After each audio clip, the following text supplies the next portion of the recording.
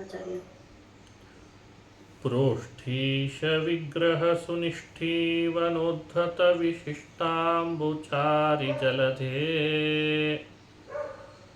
ಕೋಷ್ಠಾಂತರಾಹಿತ ವಿಚೇಷ್ಟಾಘಮೌಘ ಪರಮೇಷ್ಟೀಡಿತತ್ವಮವಮಾಂ ಪ್ರೇಷ್ಠಾರ್ಕಸೂನುಮನುಚೇಷ್ಟಾರ್ಥಮಾತ್ಮವಿದತೀಷ್ಟೋ ಯುಗಾಂತಸಮಯೇ ಸ್ಥೇಷ್ಟಾತ್ಮಶೃಂಗಧೃತಕಾಷ್ಠಾಂಬುವಾಹನವರಾಷ್ಟ್ರಾಪದಪ್ರಭತನೋ ಖಂಡೀಭವದ್ಬಹುಲಡಿಂಡೀರಜೃಂಭಣಸುಚಂಡೀಕೃತೋ ದಧಿಮಹಾ ಕಾಂಡಾತಿಚಿತ್ರಗತಿಶೌಂಡಾದ್ಯ ಹೈಮರದ ಭಾಂಡಾ ಪ್ರಮೇಯಚರಿತಾ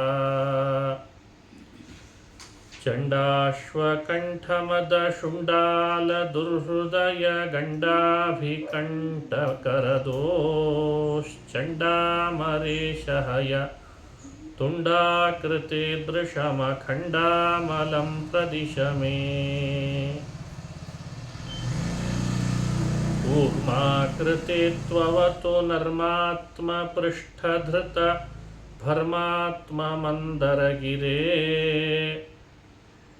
ಧರ್ಮಾವಲಂಬನ ಸುಧರ್ಮಾ ಸದಾಂಕಲಿತ ಶರ್ಮಾ ಸುಧಾವಿತರಣಾತ್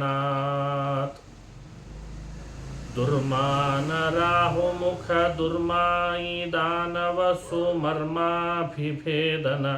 ಪಟೋ ಘರ್ಮಾರ್ಕ ಕಾಂತಿವರ ವರ್ಮಾ ಭವಾನ್ ಭುವನ ನಿರ್ಮಾಣಧೂತ ವಿಕೃತಿ.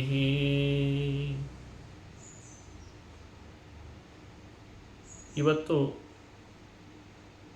ಧನ್ವಂತರಿಯ ಅವತಾರವನ್ನು ವರ್ಣನೆ ಮಾಡುವಂತಹ ಶ್ಲೋಕದ ಪಾಠ ಆಗ್ತಾ ಇದೆ. ದಶಾವತಾರ ಸ್ತುತಿಯಲ್ಲಿ 4ನೇ ಶ್ಲೋಕ ಇದು. ಭಾವಿ ಸಮೀರ ವಾದರಾಜರು ಧನ್ವಂತರಿಯನ್ನು ಕುರಿತು ಹೇಗೆ ಪ್ರಾರ್ಥಿಸಬೇಕು, ಅನುಸಂಧಾನ ಹೇಗೆ ಮಾಡಬೇಕು ಅಂತ ಹೇಳಿಕೊಡ್ತಾರೆ. ಧನ್ವಂತರೇಂಗರುಚಿ ಧನ್ವಂತರೇರಿತರು ಧನ್ವಂಸ್ತರಿ ಭವಸುಧಾ ಭಾನ್ವಂತರಾವಸಥ ಮನ್ವಂತರಾಧಿಕೃತ ತನ್ವಂತರೌಷಧನಿಧೇ ಧನ್ವಂತರಂಗಶುಗು ಧನ್ವಂತಮಾಜಿಷುವಿ ತನ್ವನ್ ಮಮಾಬ್ಧಿತನಯಾ ಸೂನ್ವಂತಕಾತ್ಮಹೃತ ತನ್ವಂತರಾವಯವ ತನ್ವಂತರಾರ್ತಿಜಲಧೌ.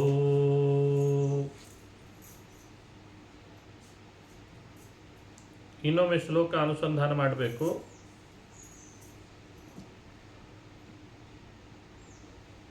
ಧನ್ವಂತರೇಂಗರುಚಿ ಧನ್ವಂಸ್ತರೀರಿತರು ಧನ್ವಂಸ್ತರಿ ಭವಸುಧಾ ಭಾನ್ವಂತರಾವಸಥ ಮನ್ವಂತರಾಧಿಕೃತ ತನ್ವಂತರೌಷಧನಿಧೇ ಧನ್ವಂತರಂಗಶುಗು ಧನ್ವಂತಮಾಜಿಷುವಿ ತನ್ವನ್ ಮಮಾಬ್ಧಿತನಯಾ ಸೂನ್ವಂತಕಾತ್ಮಹೃತ ತನ್ವಂತರಾವಯವ ತನ್ವಂತರಾರ್ಥಿಜಲದೋ.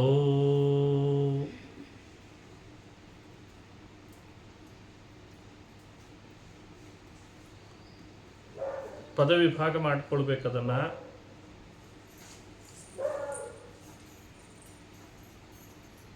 ಧನ್ವಂತರೇ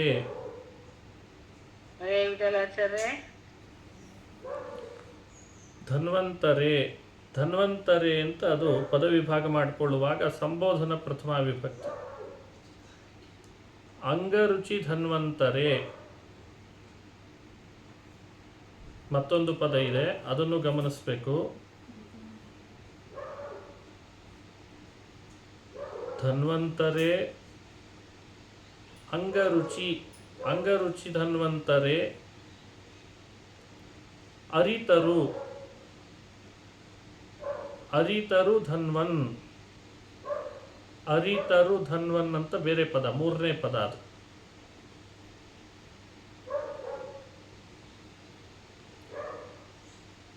ಅಲ್ಲಿ ಅರಿತರು ಧನ್ವನ್ ಆದಮೇಲೆ ಉಳಿಯುವ ಪದ ತರೀಭವ. ಆ ತರೀಭವ ಅನ್ನೋದೇ ಕ್ರಿಯಾಪದ, ಅದು ವರ್ಬ್. ತರೀಭವ. ಸುಧಾ ಭಾನ್ವಂತರಾವಸಥ ಅನ್ನೋಲ್ಲಿ ಸುಧಾ ಭಾನ್ವಂತರ,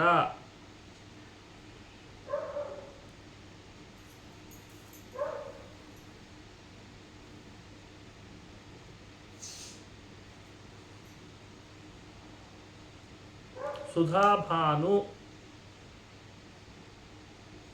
ಸುಧಾಭಾನು ಅಂತರಾವಸಥ, ಅದನ್ನು ಪದವಿಭಾಗ ಮಾಡಿಕೊಳ್ಳುವಾಗ ಸುಧಾಭಾನ್ವಂತರಾವಸಥ ಅಂತ ಸಮಸ್ತ ಪದ ಮಾಡಿಕೊಂಡಿದ್ದಾರೆ. ಸುಧಾಭಾನ್ವಂತರಾವಸಥ ಅದು ಒಂದು ಕ್ರಿಯಾಪದ ಆಗ್ತದೆ. ಸುಧಾಭಾನ್ವಂತರಾವಸಥ.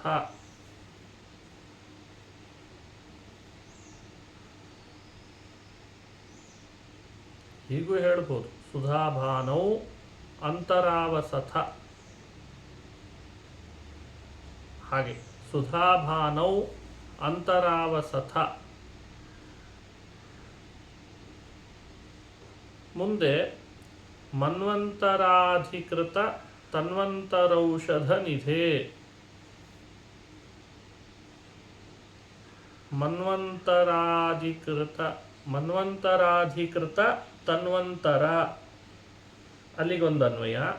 ಔಷಧ ನಿಧೆ ಅಂತ ಮತ್ತೊಂದು ಬೇರೆ ಪದ, ಅದು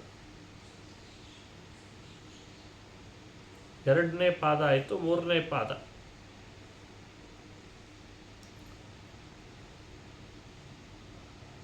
ಧನ್ವಂತರಂಗಶುಗು, ಧನ್ವಂತರಂಗಶುಗು, ಧನ್ವಂತಂ, ಧನ್ವಂತರಂಗಶುಗು ಧನ್ವಂತಂ. ಅಲ್ಲಿ ತನಕ ಒಂದು ಪದ. ಆಜಿಷು ಮತ್ತೊಂದು ಪದ. ವಿತನ್ವನ್ ಅದು ಬೇರೆ ಪದ. ವಿತನ್ವನ್.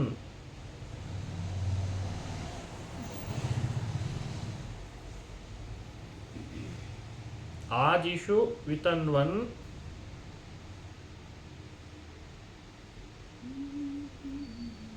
ಮಮಾಬ್ಧಿತನಯ ಅಂತ ಇದೆ ಅಲ್ಲಿ.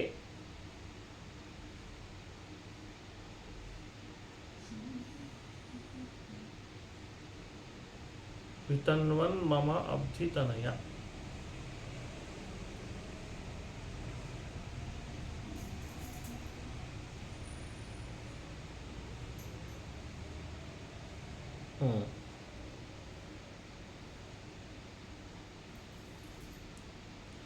ಅಬ್ಧಿ ತನಯಾ ಸೂನ್ವಂತಕಾತ್ಮಹೃತ್. ಅಬ್ಧಿ ತನಯಾ ಸೂನ್ವಂತಕಾತ್ಮಹೃತ್ ಅಲ್ಲಿಗೆ ಅನ್ವಯ. ಅದೊಂದು ಪದ.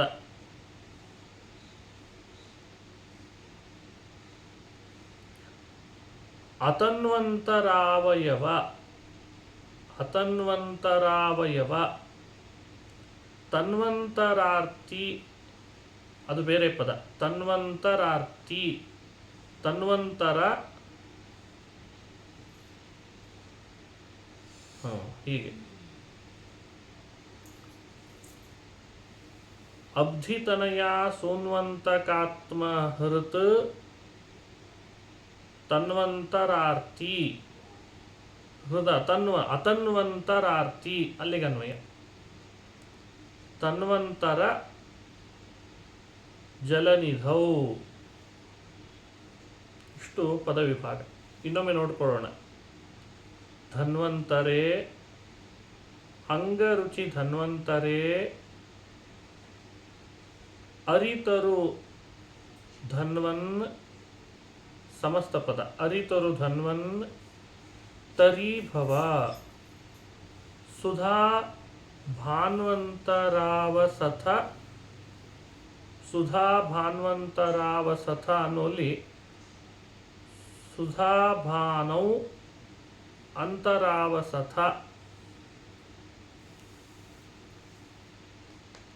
ಸುಧಾ ಭಾನ್ವಂತರೌ ಅವಸಥ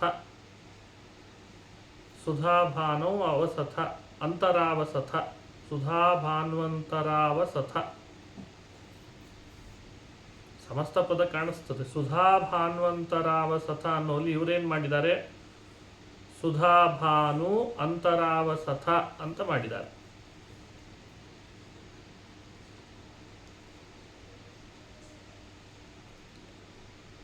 ಮನ್ವಂತರಾಧಿಕೃತ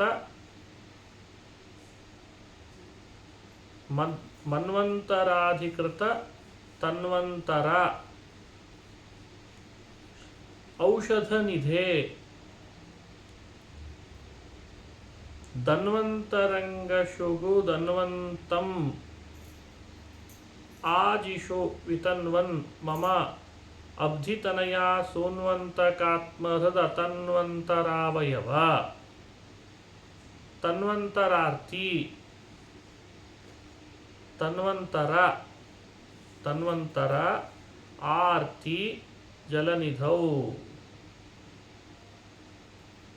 ತನ್ವಂತರ ಅಂತ ಅದೊಂದು ಪದ ಬೇರೆ, ಆರ್ತಿ ಪದ ಬೇರೆ, ಜಲನಿಧೌ ಪದ ಬೇರೆ. ಹೀಗೆ ಪದ ವಿಭಾಗ ಮಾಡಿಕೊಂಡು ಪದಾರ್ಥವನ್ನು ಅನುಸಂಧಾನ ಮಾಡಬೇಕು. ಇಲ್ಲಿ ತರೀಭವ ಅಂತ ಮೊದಲನೇ ಪಾದದಲ್ಲಿ ಕ್ರಿಯಾಪದ ಹೇಳಿದರು. ಏನು ಹಾಗಂದರೆ, ತರಿ ಅಂದರೆ ನೀರನ್ನು ದಾಟ್ಲಿಕ್ಕೆ ಉಪಯೋಗಿಸುವಂಥ ಹರಿಗೋಲಿಗೆ ತರಿ ಅಂತ ಹೆಸರು. ಹರಿಗೋಲು ಅಂತ ಇರ್ತಿದ್ದಲ್ಲ, ಹರಿಗೋಲು, ಅದಕ್ಕೆ ತರಿ. ದೋಣಿ ಭಾರಿ ನೀರಿನ ಪ್ರವಾಹ ಇದ್ದಾಗ ತೆಪ್ಪ ಹಾಕ್ಕೊಂಡು ದಾಟ್ತಾರೆ, ಅದಕ್ಕೆ ತರಿ ಅಂತ ಕರೀತಾರೆ. ತರೀಭವ ಅನ್ನೋ ಪದದ ಅರ್ಥ ಸಾಗರ ದಾಟಬೇಕಾಗಿದೆ, ಹೇ ಧನ್ವಂತರೇ, ಧನ್ವಂತರಿಯಾದ ವಿಷ್ಣುವೇ, ತರೀಭವ ಸಾಗರ ದಾಟಲಿಕ್ಕೆ ನೀನೇ ಒಂದು ದೋಣಿಯಂತಾಗು ಅಂತ ಪ್ರಾರ್ಥನೆ. ಯಾವ ಸಾಗರ ದಾಟಬೇಕಪ್ಪ ನೀನು? ಜಲನಿಧೌ. ಜಲನಿಧೌ ಅನ್ನೋಲ್ಲಿ ಆರ್ತಿ ಜಲನಿಧೌ ಅಂತ ಮಾಡಿದ್ದಾರೆ. ನಾನು ಆರ್ತಿ ಪದ ಬೇರೆ ಮಾಡಿಕೊಂಡೆ, ತಪ್ಪದು. ಆರ್ತಿ ಅಂದರೆ ದುಃಖ, ಜಲನಿಧೌ ಅಂದರೆ ಸಮುದ್ರ. ಆರ್ತಿ ಜಲನಿಧೌ, ಆರ್ತಿ ಪದ ಬೇರೆ ಅಲ್ಲ, ಆರ್ತಿ ಜಲನಿಧೌ ಸಮಸ್ತ ಪದ. ಸ್ವಲ್ಪ ಗಮನಿಸ್ರಿ, ಪದ ವಿಭಾಗ ಮಾಡುವಾಗ ಸ್ವಲ್ಪ ಲಕ್ಷ್ಯ ಕಡಿಮೆ ಆಯಿತು. ಆರ್ತಿ ಜಲನಿಧೌ, ದುಃಖವೆಂಬ ಜಲನಿಧೌ ಸಾಗರದಲ್ಲಿ, ದುಃಖ ಸಾಗರದಲ್ಲಿ ಹೇ ಧನ್ವಂತರೇ, ಧನ್ವಂತರಿ ರೂಪ ವಿಷ್ಣುವೇ, ತರೀಭವ ನೀನು ದೋಣಿಯಂತಾಗಿ ಅನುಗ್ರಹಿಸು ಅಂತ ಪ್ರಾರ್ಥನೆ. ದುಃಖ ಸಾಗರ ದಾಟಬೇಕಾಗಿದೆ, ಒಂದು ದೊಡ್ಡ ದೋಣಿ ಸಿಕ್ಕರೆ ಅನಾಯಾಸೇನ ದಾಟಬಹುದು. ಧನ್ವಂತರಿ ನೀನೇ ದೋಣಿಯಾಗು ಅಂತ ಪ್ರಾರ್ಥನೆ ಮಾಡ್ತಾ ಇದ್ದಾರೆ. ಈಗ ಪದಾರ್ಥ ಉಳಿದೆಲ್ಲ ಸೇರಿಸ್ಕೊಂಡು ಅನುಸಂಧಾನ ಮಾಡೋಣ. ಅಂಗರುಚಿ ಧನ್ವಂತರೇ. ಅಂಗರುಚಿ, ಅಂಗ ಅಂದರೆ ದೇಹದ ಅಂಗಗಳು, ಅಂಗಗಳ ರುಚಿ ಅಂದರೆ ಕಾಂತಿಯಿಂದ. ಧನ್ವಂತರೇ ಅಂದರೆ ಸಂಸ್ಕೃತದಲ್ಲಿ ಧನ್ವಂತರಿ ಪದಕ್ಕೆ ಸೂರ್ಯ ಅನ್ನೋ ಅರ್ಥನೂ ಇದೆ. ಹಾಗಾಗಿ ದೇಹದ ಕಾಂತಿಯಿಂದ ಸೂರ್ಯನಂತೆ ಕಾಣುವವನೇ, ಅದು ಅವನಿಗೆ ವಿಶೇಷಣ. ಅರಿತರು ಧನ್ವನ್, ಅರಿತರು, ಅರಿ ಅಂದರೆ ಶತ್ರುಗಳು, ತರು ಅಂದರೆ ವೃಕ್ಷ. ಶತ್ರುಗಳೆಂಬ ವೃಕ್ಷವನ್ನು ಧನ್ವನ್, ಧನ್ವನ್ ಅಂದರೆ ಸಂಸ್ಕೃತದಲ್ಲಿ ಮರುಭೂಮಿಗೂ ಹೆಸರು. ಶತ್ರುಗಳೆಂಬ ವೃಕ್ಷಗಳ ಬೆಳವಣಿಗೆನೇ ಆಗದೇ ಇರುವಂಥ ಮರುಭೂಮಿ ಅದು ಭಗವಂತ. ವೃಕ್ಷಗಳು ಎಲ್ಲಿ ಬೆಳಿಬೇಕು? ಎಲ್ಲ ಭೂಮಿಯಲ್ಲಿ ಬೆಳೆಯಲ್ಲ. ಮರಳುಗಾಡಿನಲ್ಲಿ ಮರ ಬೆಳೀಲಿಕ್ಕೆ ಅವಕಾಶ ಇಲ್ಲ. ಅದಕ್ಕೆ ಶತ್ರುಗಳೆಂಬ ಮರಗಳು, ಆ ಮರಗಳಿಗೆ ಬೆಳವಣಿಗೆಗೆ ಅವಕಾಶ ಇಲ್ಲದಿರುವ ಮರಳುಗಾಡಿನಂತೆ ಇರುವವನೇ ಅಂತ ಹೇಳಿದ್ದಾರೆ. ಅರಿತರು ಧನ್ವನ್, ಶತ್ರುಗಳೆಂಬ ಮರಗಳಿಗೆ ಮರುಭೂಮಿಯಂತಿರುವವನೇ. ಸುಧಾಭಾನು ಅಂತರಾವಸಥ, ಅದು ಎಣ್ಣು ಸಂಧಿಯಾಗಿದೆ. ಸುಧಾ ಭಾನ್ವಂತರಾವಸಥ. ಈ ಧನ್ವಂತರಿಯನ್ನು ಅನುಸಂಧಾನ ಮಾಡುವಾಗ ಹಾಗೆ ಮಾಡಲಿಕ್ಕೆ ಹೇಳಿದ್ದಾರೆ ಧ್ಯಾನ ಶ್ಲೋಕದಲ್ಲಿ, ಅದಕ್ಕೆ ಅದನ್ನು ತಗೊಂಡ್ರು. ಸುಧಾಭಾನು ಅಂದರೆ ಈ ಚಂದ್ರಮಂಡಲ, ಆ ಚಂದ್ರಮಂಡಲದ ಮಧ್ಯದಲ್ಲಿ ವಾಸ ಮಾಡಿಕೊಂಡಿರುವವನು ಅಂತ ಅನುಸಂಧಾನ ಮಾಡಬೇಕು. ಧನ್ವಂತರಿಯ ಧ್ಯಾನ ಶ್ಲೋಕದಲ್ಲಿ ಹಾಗೆ ಬರ್ತದೆ, ಚಂದ್ರೌಘ ಕಾಂತಿ ಮಮೃತೋರು ಕರೈರ್ಜಗಂತಿ ಅಂತ. ಆ ಧ್ಯಾನ ಶ್ಲೋಕದಂತೆ ತಿಳಿಸ್ತಾ ಇದ್ದಾರೆ. ಸುಧಾ ಭಾನ್ವಂತರಾವಸಥ, ಚಂದ್ರಮಂಡಲದ ಮಧ್ಯದಲ್ಲಿ ವಾಸವಾಗಿರುವವನೇ. ಮನ್ವಂತರಾಧಿಕೃತ,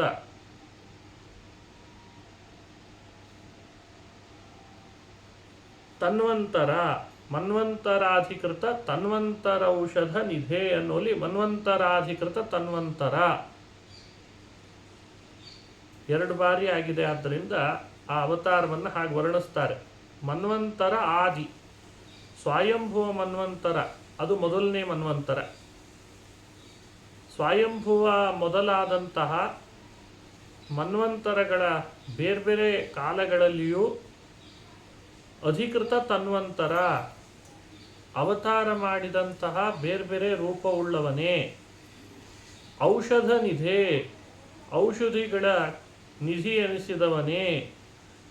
ಆದಿಶು, ಯುದ್ಧದಲ್ಲಿ. ಧನ್ವಂತರಂಗ ಶುಗ ಧನ್ವಂತಂ, ಧನು ಅಂದರೆ ಕಶ್ಯಪರ ಹೆಂಡತಿಗೂ ಹೆಸರು. ಅವಳ ಹೆಸರು ಧನು. ಕಶ್ಯಪರ ಹೆಂಡತಿಯಾದ ಧನುದೇವಿ, ಅವಳಲ್ಲಿ ಹುಟ್ಟಿದವರಿಗೆ ದಾನವರು ಅಂತ ಕರೆದದ್ದಲ್ವ. ಧನುವಿನ ಮಕ್ಕಳು ದಾನವರು, ದ್ವಿತೀಯ ಮಕ್ಕಳು ದೈತ್ಯರು ಅಂತ. ಹಾಗಾಗಿ ಧನ್ವಂತರಂಗ ಶುಗ ಧನ್ವಂತಂ ಅಂದರೆ ಧನುದೇವಿಯ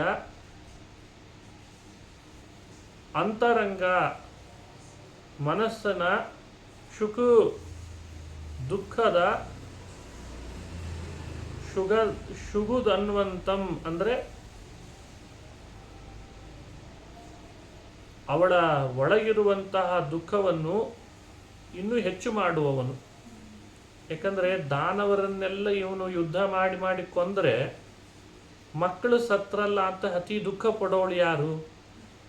ತಾಯಿ ಮುಂದೆ ಮಕ್ಕಳು ಹೋಗಿಬಿಟ್ರೆ ಬಹಳ ದುಃಖ ಆಗ್ತದೆ. ಹಾಗಾಗಿ ಅದನ್ನು ಹೇಳಬೇಕಾಗಿದೆ ಅವರು. ಧನ್ವಂತರಂಗ ಶುಗು ಧನ್ವಂತಂ, ಧನುದೇವಿಯ ಅಂತರಂಗ ಮನಸ್ಸಿನಲ್ಲಿರುವ ಶುಗುಧನ್ವಂತಂ, ಶುಕ್ ಉದನ್ವಂತಂ. ಉದನ್ವಂತಂ ಅಂದರೆ ಉದನ್ವನ್ ಅಂದರೆ ನೀರಿನ ಕಡಲು. ಶುಗಧನ್ವಂತಂ ಅಂದರೆ ದುಃಖದ ನೀರಿನ ಕಡಲು. ಆ ಕಡಲನ್ನು ವಿತನ್ವನ್ ಹೆಚ್ಚುಗೊಳಿಸುವವನೇ. ಅಬ್ಧಿತನಯ ಸೂನ್ವಂತಕಾತ್ಮ, ಅಬ್ಧಿತನಯ ಸೂನ್ವಂತಕಾತ್ಮ ಹೃದತನ್ವಂತಂ, ಅದ ಸೂನ್ವಂತಕಾತ್ಮ ಹೃದ ಅಂತರಾವಯವ, ಅಲ್ಲಿಗೆ ಅನ್ವಯ. ಅದು ಒಂದು ಪದ ಅರ್ಥ. ಅಬ್ಧಿತನಯ ಅಂತಂದರೆ ಸಮುದ್ರದ ಮಗಳಾಗಿ ಹುಟ್ಟಿದವಳು ಲಕ್ಷ್ಮೀದೇವಿ, ಅವಳಿಗೆ ಅಬ್ಧಿತನಯ ಅಂತ ಹೆಸರು. ಆ ಲಕ್ಷ್ಮೀದೇವಿಯ ಸೂನು ಮಗನಾದವನು ಮನ್ಮಥ. ಅಬ್ಧಿತನಯ ಸೂನು, ಲಕ್ಷ್ಮೀದೇವಿಯ ಮಗಳಾದ ಮನ್ಮಥ. ಅವನ ಅಂತಕ, ಅವನನ್ನು ಕೊಂದವನು ಯಾರು? ಮಹರುದ್ರದೇವರು. ರುದ್ರದೇವರಿಗೆ ಅಂತಕ ಅಂತ ಕರೀತಾರೆ. ಆ ರುದ್ರದೇವನಿಗೆ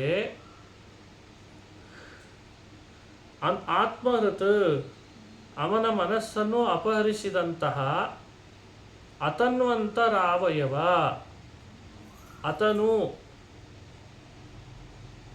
ತನು ಅಂದರೆ ಸ್ವಲ್ಪ, ಸಣ್ಣದು ಅಂತ ಅರ್ಥ. ಅತನು ಅಂತರಾವಯವ.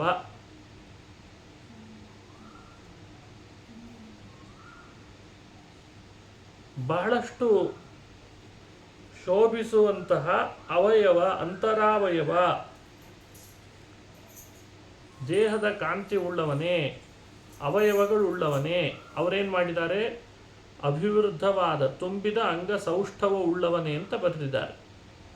ತನ್ವಂತರ, ಉಳ್ಳಂತಹ ಒಂದೇ ಪದ ಅದು, ತನ್ವಂತರ ಅಂತ ಹೇಳಿ ಮಾಡಿಕೊಂಡ್ರು. ಮತ್ತೊಂದು ರೂಪ ಧರಿಸಿದವನೇ,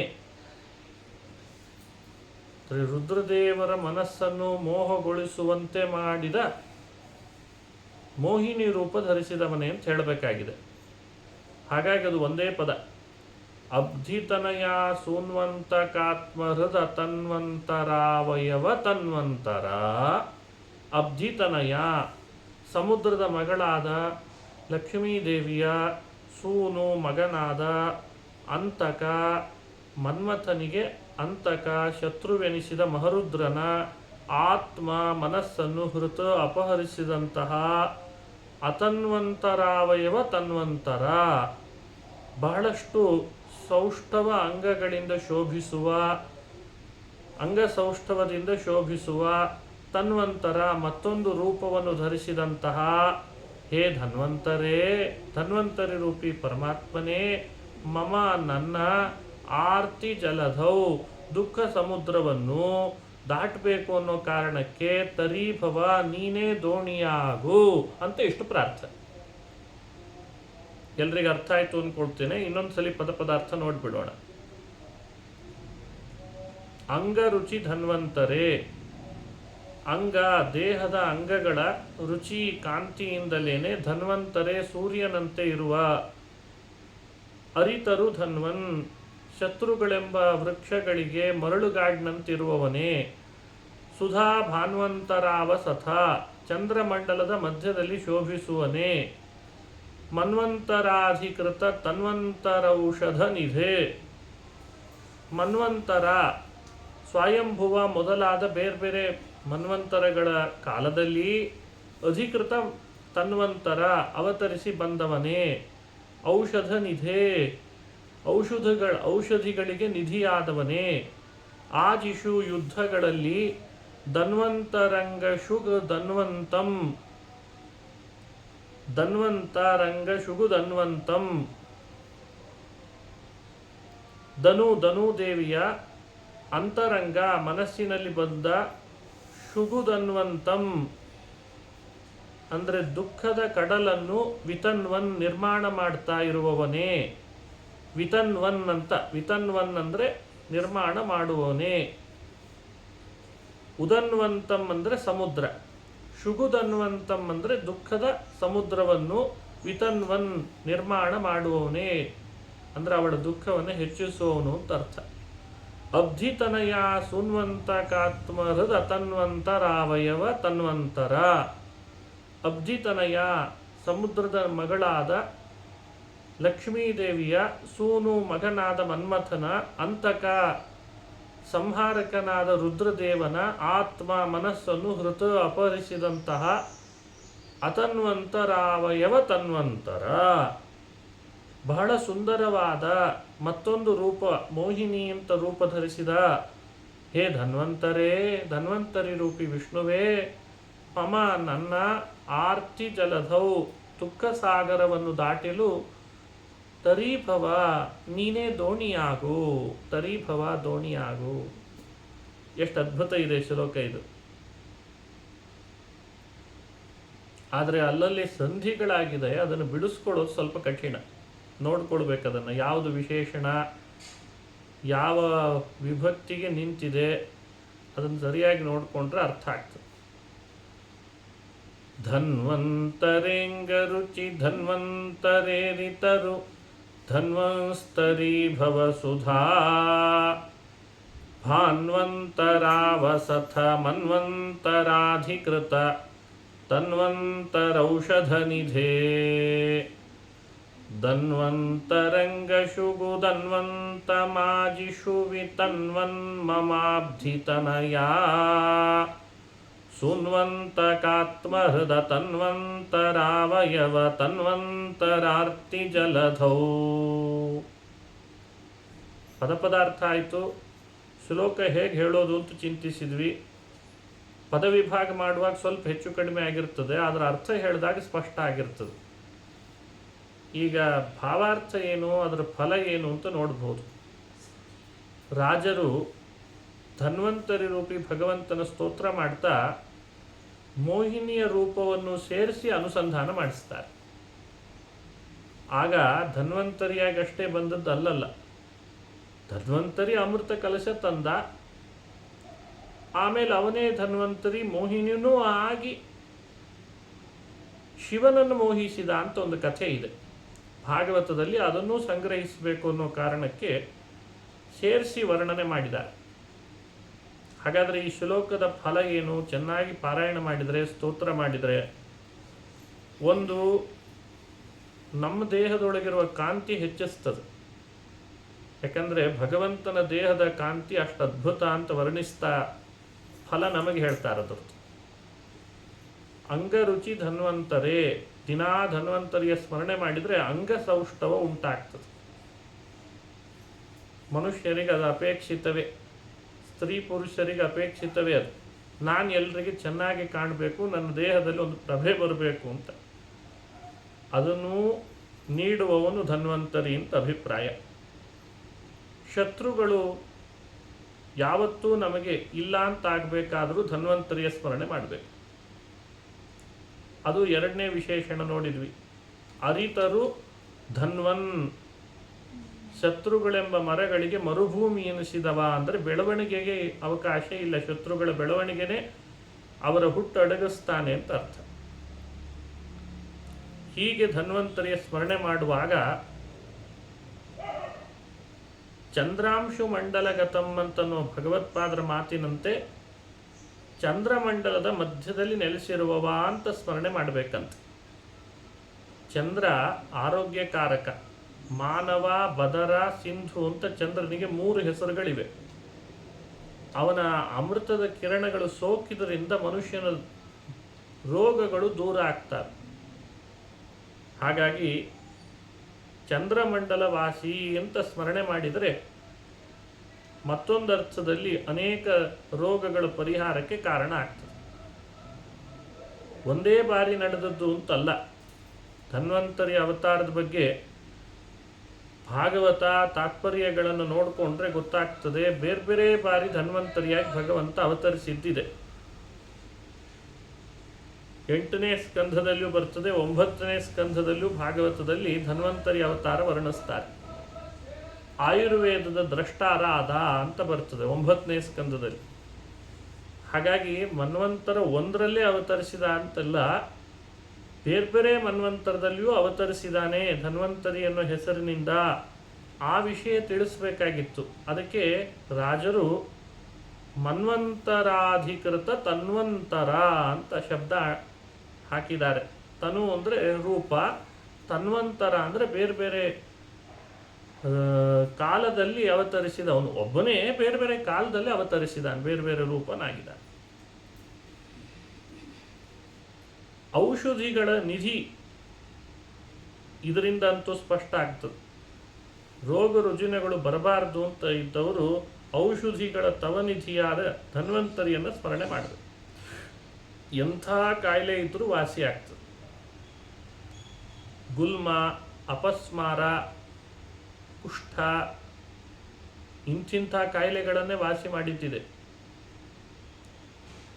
ಹಾಗಾಗಿ ಧನ್ವಂತರಿಯ ಸ್ಮರಣೆಯನ್ನು ಸಾಧಾರಣ ಫಲ ಕೊಡುವಂಥದ್ದಲ್ಲ, ಔಷಧ ನಿಧೆ ಅಂತ ಸ್ಮರಣೆ ಮಾಡಬೇಕು ಅವನನ್ನು. ಇನ್ನು ಮುಂದಿನ 2 ಪಾದಗಳಲ್ಲಿ 3 ಹಾಗೂ 4ನೇ ಪಾದದಲ್ಲಿ ಹೇಳ್ತಾರೆ, ಧನುದೇವಿ ಸಮಾಜಕ್ಕೆ ಬಹಳ ಕಂಟಕರಾದ ಮಕ್ಕಳನ್ನು ಹಡೆದವಳು, ಅವಳ ಹೃದಯದ ದುಃಖವನ್ನು ಹೆಚ್ಚಿಸುವವನು. ಅದನ್ನು ಎಷ್ಟು ಸ್ವಾರಸ್ಯ ಹೇಳಿದಾರಲ್ಲ.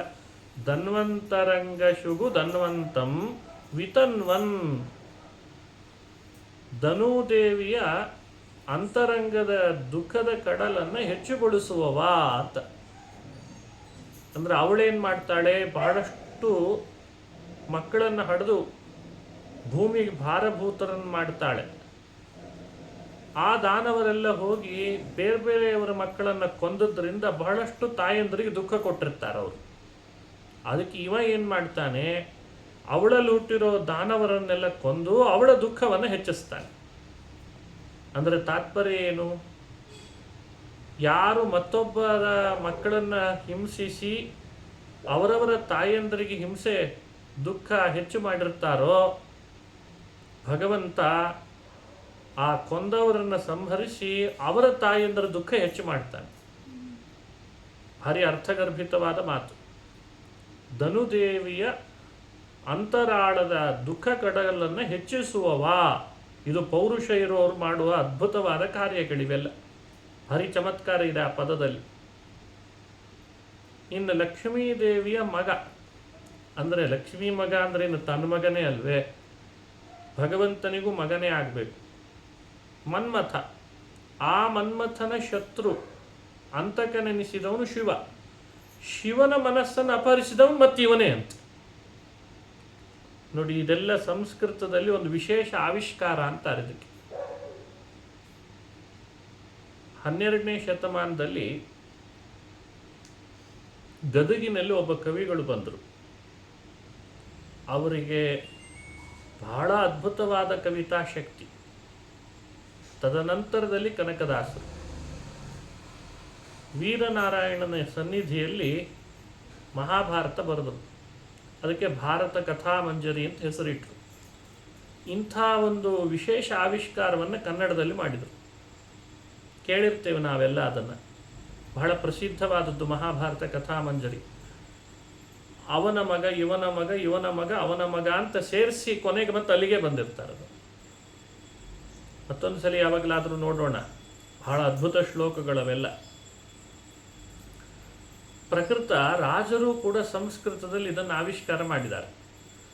ಲಕ್ಷ್ಮಿಯ ಮಗನಾದ ಮನ್ಮಥನ ಅಂತ, ಮನ್ಮಥ ಅಂತ ಶಬ್ದ ಆಡಲ್ಲ, ಲಕ್ಷ್ಮಿಯ ಮಗನ ಶತ್ರುವಿನ ಮನಸ್ಸಿನ ಅಪಹರಿಸಿದ ರೂಪ ಉಳ್ಳವನೇ, ಹಿಂಗೆ ಪ್ರಯೋಗ ಮಾಡಿದ್ದಾರೆ. ಮಹಾಲಕ್ಷ್ಮಿ, ಅವಳ ಮಗನಾದವನು ಮನ್ಮಥ, ಅವನ ಶತ್ರು ಆದವನು ಶಿವ. ಮನ್ಮಥ ಅಂದರೆ ಕಾಮ, ಅವನ ಶತ್ರು ಶಿವ. ಶಿವನಿಗೂ ಕೂಡ ಕಾಮ ಬರೋ ಹಾಗೆ ಮಾಡಿದ ರೂಪ ತಗೊಂಡವನು ಇವನು ಮೋಹಿನಿ. ಅದನ್ನು ಹೇಳಬೇಕಿತ್ತು ರಾಜರಿಗೆ. ಎಲ್ಲರ ಮನಸ್ಸನ್ನು ಗೆಲ್ಲುವವನು, ಮನ್ಮಥನಂಥವನನ್ನೇ ಕೊಂದವನೇ ಆದ ಶಿವನೂ ಕೂಡ ಯಾರ ರೂಪ, ಯಾರ ಅಂಗಸೌಷ್ಠವಕ್ಕೆ ಮೋಹಿತನಾದ್ನೋ, ಮೋಹಿನಿಗೆ ಮೋಹಿತನಾದ ಅಂತ ಇಷ್ಟ ತಾತ್ಪರ್ಯ. ಅಬ್ಜಿತನಯ ಸುನ್ವಂತ ಕಾತ್ಮಹೃದ ತನ್ವಂತರಾವಯವ ತನ್ವಂತರ ಆರ್ತಿ ಜಲನಿಧೌ ತರೀಭವ. ಆ ಪದ ಹಾಕಿದ್ದರಿಂದ ಮನೋನಿಯಾಮಕ ಮಹರುದ್ರದೇವರು ಮೋಹಗೊಳ್ತಾರೆ. ತಿಳಿಲಿಕ್ಕಾಗಲ್ಲ ಅಂದರೆ ಇನ್ನು ನಾವು ನೀವು ಭಗವಂತನ ಪೂರ್ಣ ತಿಳಿದೇವಾ, ಧನ್ವಂತರಿಯನ್ನಾಗಲಿ ಮೋಹಿನಿಯನ್ನಾಗಲಿ ನಮ್ಮ ಅರ್ಹತೆಯಷ್ಟು ಅಷ್ಟೇ ತಿಳಿದೇವು ಅನ್ನೋ ಅಭಿಪ್ರಾಯ ಬರಬೇಕು. ಮೋಹಿನಿ ಆಗಿ ಮನ್ಮಥನನ್ನು ಮೋಹಗೊಳಿಸಿದರು ಅಂತ ಹೇಳಿದ್ರಿಂದ ಅವನಿಗಿಂತ ಉತ್ತಮ ಅಂತ ಧನ್ವಂತರಿ ಮತ್ತು ಮೋಹಿನಿ ಅವತಾರಗಳ ಬಗ್ಗೆ ಒಂದು ತಪ್ಪು ಕಲ್ಪನೆ ಇದೆ. ಅದಕ್ಕೆ ಅದನ್ನು ದೂರ ಸರಿಸಲಿಕ್ಕೆ ನೋಡಿ, ಇಂಥವನನ್ನು ಮೋಹಗೊಳಿಸಿದ ನಾರಾಯಣಿ ಮೋಹಿನಿ ಇದು ಅಂತ ಲೋಕಕ್ಕೆ ಶಿವನಿಗಿಂತ ಉತ್ತಮ ಅನ್ನೋ ಅಂಶವೂ ತಿಳಿಬೇಕು. ಹಾಗೆ ಹೇಳಿ ನನ್ನ ದುಃಖ ಸಾಗರ ದಾಟಬೇಕಿದೆ, ನೀನು ದೋಣಿಯಾಗಿ ಅನುಗ್ರಹಿಸು ಅಂತ ಪ್ರಾರ್ಥನೆ ಮಾಡಿದ. ಧನ್ವಂತರೆಂಗರುಚಿ ಧನ್ವಂತರೇರಿತರು ಧನ್ವಂಸ್ತರಿ ಭವ ಸುಧಾ ಭಾನ್ವಂತರಾವಸಥ ಮನ್ವಂತರಾಧಿಕೃತ ತನ್ವಂತರೌಷಧ ನಿಧೇ ಧನ್ವಂತರಂಗಶುಗು ಧನ್ವಂತಮಾಜಿಷು ವಿತನ್ವನ್ಮಮಾಬ್ಧಿ ತನಯಾ ಸೂನ್ವಂತಕಾತ್ಮಹೃದ ತನ್ವಂತರಾವಯವ ತನ್ವಂತರಾರ್ತಿ ಜಲಧೌ. ಮತ್ತೊಮ್ಮೆ ಧನ್ವಂತರೆಂಗರುಚಿ ಧನ್ವಂತರೇರಿತರು ಧನ್ವಂಸ್ತರಿ ಭವ ಸುಧಾ ಭಾನ್ವಂತರಾವಸಥ ಮನ್ವಂತರಾಧಿಕೃತ ತನ್ವಂತರೌಷಧನಿಧೇ ಧನ್ವಂತರಂಗಶುಗು ಧನ್ವಂತಮಾಜಿಷು ವಿತನ್ವನ್ ಮಮಾಬ್ಧಿ ತನಯಾ ಸೂನ್ವಂತಕಾತ್ಮಹೃದ ತನ್ವಂತರಾವಯವ ತನ್ವಂತರಾರ್ತಿ ಜಲಧೌ. ಹೀಗೆ ಧನ್ವಂತರಿ ಅವತಾರದ ಶ್ಲೋಕದ ಅನುಸಂಧಾನ ಇವತ್ತು ಮಾಡಿದ್ದೇವೆ. ನಾಳೆ ಮುಂದುವರೆದ ಭಾಗ ನೋಡೋಣ. ಶ್ರೀಕೃಷ್ಣಾರ್ಪಣ. ನಾಳೆ ಪಾಠ ಇದೆಯಾ ಸರ್?